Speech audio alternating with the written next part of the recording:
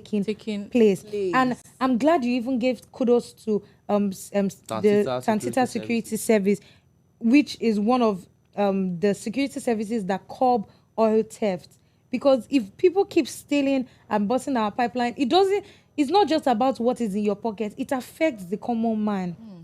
Sometimes when you are going through those riverine area, at some point you'll find it hard to even breathe because of how much oil is choking people. So I believe this should take a lot of action. A lot of action should be put in place. It's not just about sitting down and coming together. We, the Niger Delta people, talking on behalf of them, they've had a lot of sit-ins.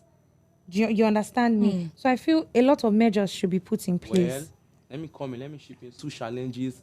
Their internal challenges, despite the fact that they have been trying their possible best to see how they can reduce oil thefts in this region. And since we have this Tantita Security Service, it's possible for them to also have initiative. There can also be more, how would I put it, more groups that are in form of Tantita Security Service that would also fight against this oil theft. This Tantita Security Service can be in other form, can also operate in the Ogoni land. Since the Niger Delta region and other regions, they're having this Tantita Security Service. There can also be other initiative, for them to be able to curb this oil theft, because it's not really easy anymore. It's not the common man in the Niger Delta region are no longer finding it funny anymore.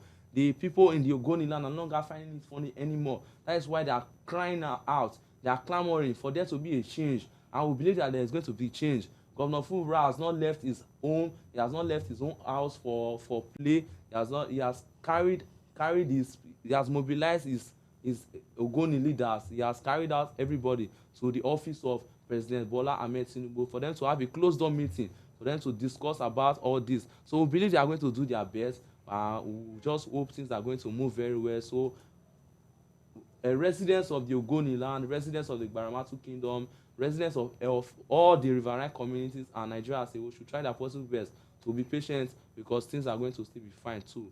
Oh, yes. That's what I have to say about this. In fact, we have more and more stories from the Niger Delta region, but time would obviously not permit us. Probably tomorrow, I have a story here. Imo businesswoman arrested for battering 13-year-old ass up. There is no time to deliberate on that. Okay. Tomorrow we will definitely be talking about that. Okay, thank you for joining us on today's episode on Beyond the Headlines. We're thrilled to always have you here. We have a call. We have a call. I don't think time would permit us. Time will not permit us to, go over all the calls. Thank you so much for calling in. Thank you so much for even putting our lines. Thank you so much for calling in. We're so grateful. But time will not permit us to take all the calls. But you can meet us here tomorrow. We're always active on Beyond the Headlines. Thank you for joining us on Beyond the Headlines. We're thrilled to have you in our community. If you're looking forward to elevate your business, your